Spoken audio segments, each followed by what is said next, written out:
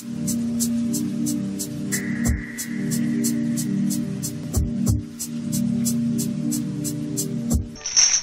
público da Grande Web, dessa vez aqui com uma coisa um pouco diferente, é mais uma dica, uma tip de como você consegue subprocessar. Você pode manter processos e subprocessos no computador? Sim, pode. Você pode fazer outras coisas praticamente ao mesmo tempo em processos multitarefa? Sim, e também ao mesmo tempo não. Você tem uma dupla prerrogativa aí, porque a paridade do computador não te deixa fazer processos bem que ao mesmo tempo. Ele simula esse tipo de paridade, mas você nunca vai estar processando ao mesmo tempo. Mas você pode ganhar mais performance no seu PC se você souber controlar o processamento. Sim, você pode. Você vai conseguir essa performance melhorada ou esse desempenho melhorado usando umas pequenas técnicas que eu vou deixar nesse vídeo. Então, vamos lá. Matando a curiosidade aqui de até um amigo meu que me perguntou sobre essas coisas sobre processamento. E como eu trabalho bastante com virtualização e a maioria dos vídeos aqui eu costumo trabalhar desse jeito, eu vou começar primeiro desvendando uma coisinha sobre processamento aqui. Bem, os processadores de mercado, a maioria para desktop são de 4 núcleos físicos e 8 processadores lógicos. Ou seja, os 8 núcleos lógicos que aplicam a velocidade de thread, eles são processadores sim, são unidades de processamento lógico, então eles contam como processador. Só que não conta como núcleo lógico. O núcleo físico eles contam apenas como núcleo lógico. Aqui no ambiente de virtualização, vocês podem ver que eu vou clicar em cada um deles. O SteamOS eu uso 4 processadores, o CentOS eu uso 2, o Debian Cloud Service aqui em Encoder eu uso 3 processadores. Você pode fazer isso no seu ambiente Windows? Também você pode. Você pode usar esse subprocessamento, essa escolha de processadores, dentro do ambiente Windows. No Linux seria até um pouco mais fácil de fazer, porque você pode configurar isso dentro da linguagem de programação para certos programas. Bem, aqui eu estou mostrando o meu set, que é uma Asus MA99FX e uma AMD FX 9370. Vocês estão vendo que a temperatura dele está baixa, porque o ambiente aqui está um pouco frio. Eu tenho o Corsair, que me ajuda a controlar a temperatura para eu poder conseguir enxergar isso do lado de fora através de um LED. Eu posso colocar o LED modificando de acordo com as temperaturas, mas isso não vem em questão, isso é só para mostrar que o valor do processamento em si e o load carregado que eu vou explicar para vocês. Bem, você pode fazer isso no seu computador de casa. Você tem o Windows 10, pois você geralmente trabalha com Word, navegando e até mesmo em algum joguinho. Aí você reclama, você fala, poxa, eu estou com um pouco de lag, poxa, eu tenho um Core i5 e não era para estar tendo esse lag, ou delay, que é aumento do tempo de resposta do processador.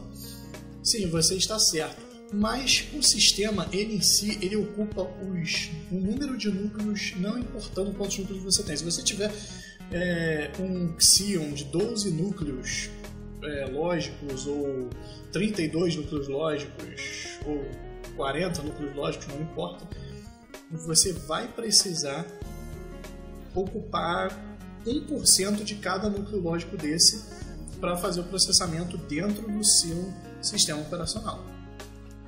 Então vamos lá, aqui eu tenho o Google e o Word simples aí que muita gente gosta de trabalhar. Eu estou usando o Word 2016, ele é bem pesado para falar a verdade, mas mesmo assim é bom para poder demonstrar aqui como é que a gente faz o subprocessamento.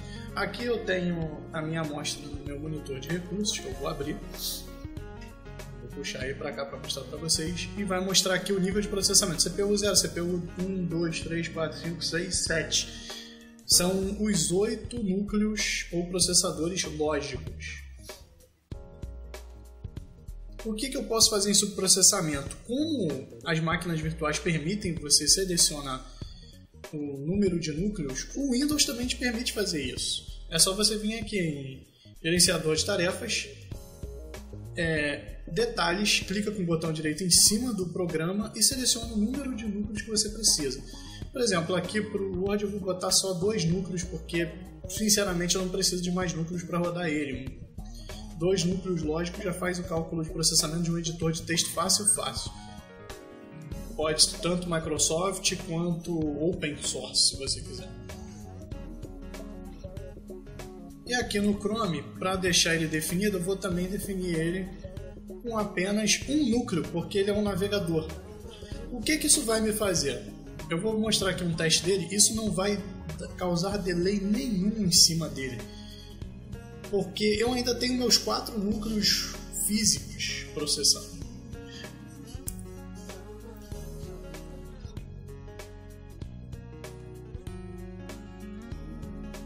Estão vendo? Nessa demonstração o vídeo não dá lag, ele não pula.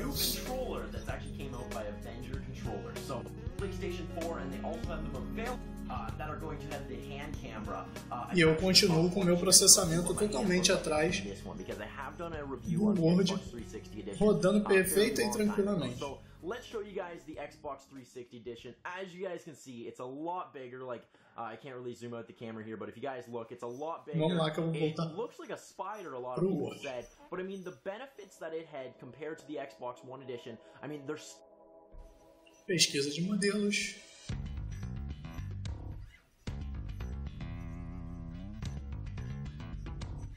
Eu vou selecionar qualquer um aqui para ver qual vai ser o tempo de abertura dele.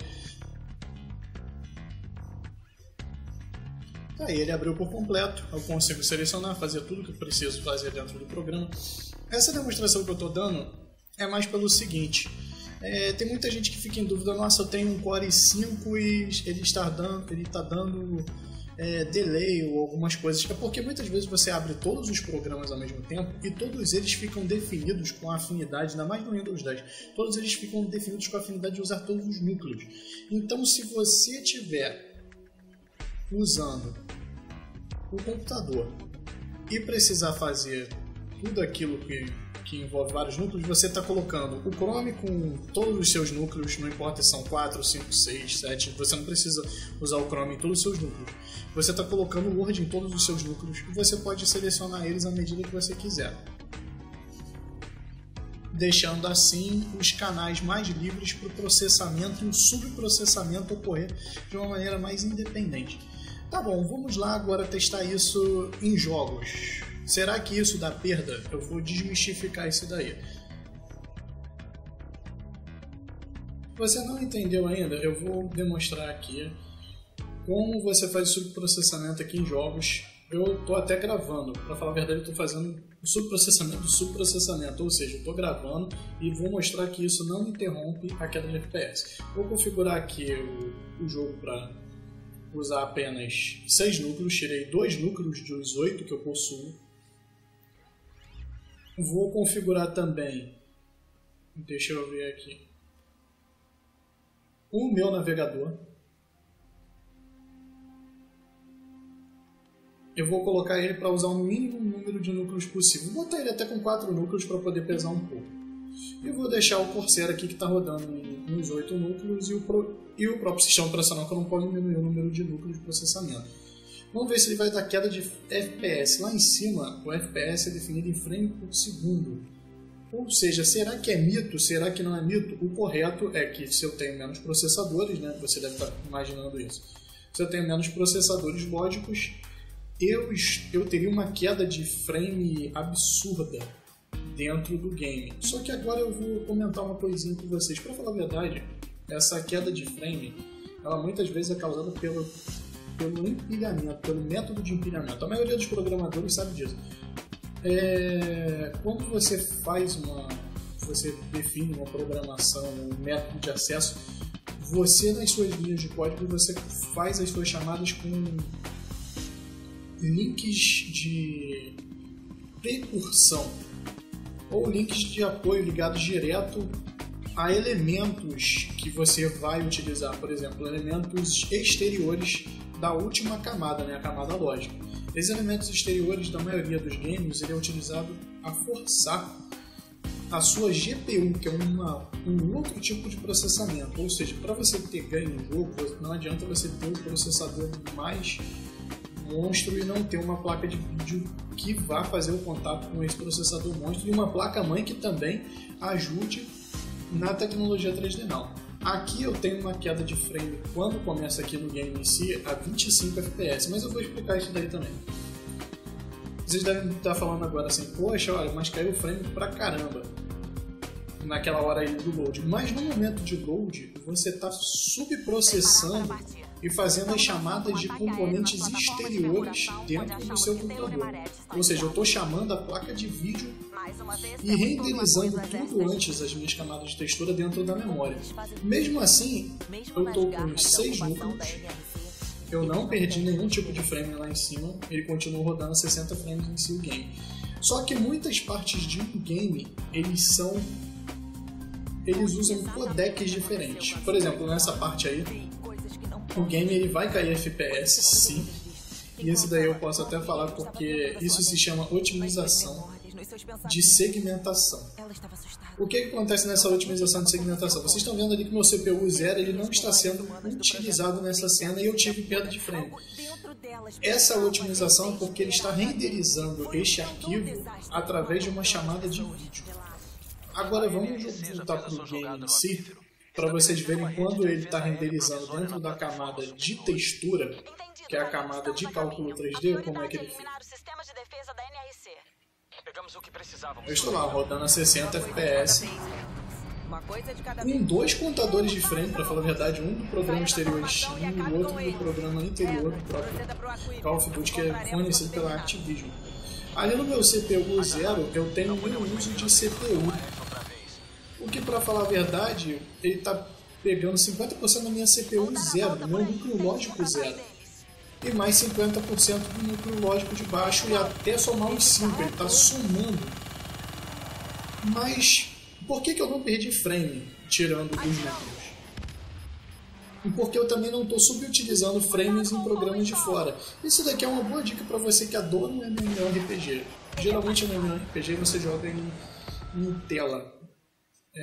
Em modo janela, você pode jogar em modo janela tranquilamente.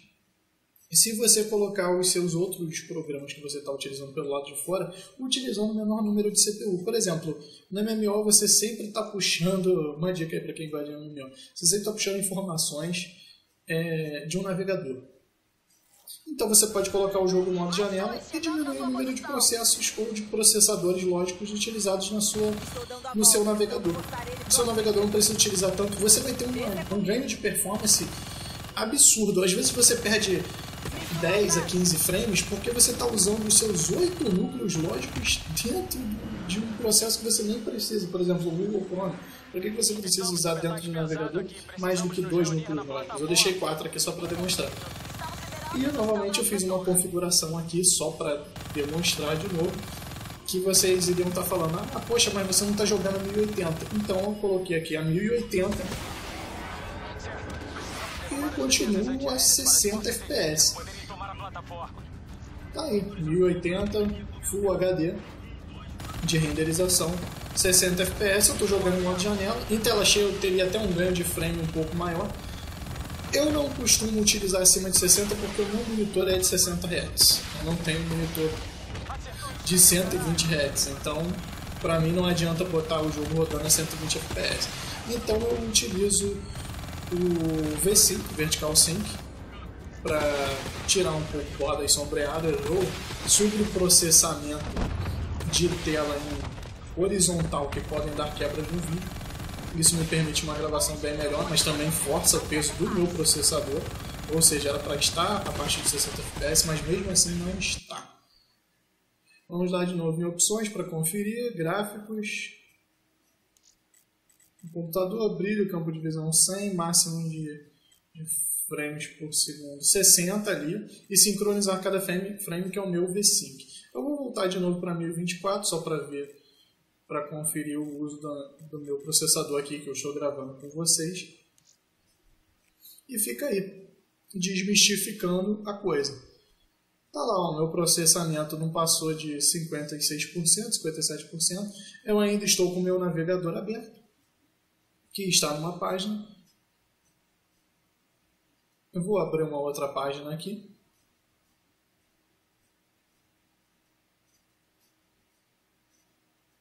Até do próprio YouTube mesmo, para ver se pesa alguma coisa no game. E dessa vez eu vou abrir um vídeo para vocês verem. Como eu estou com o Google Chrome aberto e ele está só consumindo 4 núcleos, que eu botei para 4 núcleos. Para falar a verdade, eu podia botar para 2 núcleos, mas estou botando em 4 núcleos. Vou deixar ele aberto aqui, rodando, e vou voltar para o game para ver se ele vai ter perda de FPS em si. Eu estou fazendo esse teste com o jogo, mas você pode fazer esse teste com Adobe Premiere, com virtualização também. Só que na virtualização eu recomendo que você deixe 4 núcleos sempre, para não pesar, porque eu trabalho sempre com 4 núcleos dentro do virtualizador de máquinas virtuais. 4 núcleos lógicos é mais do que suficiente. Ah, eu posso fazer, mas você está com 9370, vocês vão falar, não. Você pode fazer isso também com o seu Core i5, com o seu Core i7, que vai dar a mesmíssima coisa. A única coisa que você tem que saber é o seguinte: os sistemas operacionais de 64 bits trabalham com um empilhamento mutual, ou seja, é uma pilha dobrada de empilhamento em cima das memórias, então isso te facilita bastante. Você vai poder ter ganho de frame aí e continuar com as suas coisas abertas de outro lado. Quem gosta de usar, por exemplo, o World of Warcraft, o Course Client, essas coisas, e deixar aberto até o próprio TS, você pode botar o TS para utilizar 2 núcleos ou um núcleo só, lógico, e você vai conseguir jogar sem ter perda nenhuma de frame e botar o jogo para usar todos os seus núcleos lógicos. Ah, TN, você também está dando uma demonstração com uma SLI. Olha, a SLI eu vou falar que em si eu não estou usando para este game. Eu costumo em Black Ops, para não ter perda de frame e não ter coisas ruins nele, eu uso Single GPU. Tá aí, desmistificando um pouco, espero que isso ajude vocês bastante e ficamos por aí. Fica a dica aí de como controlar as suas CPUs dentro do seu sistema operacional, não precisando fazer uma máquina virtual para isso. No final eu tive pouca coisa, pouco gasto aqui de CPU e aquecimento baixíssimo.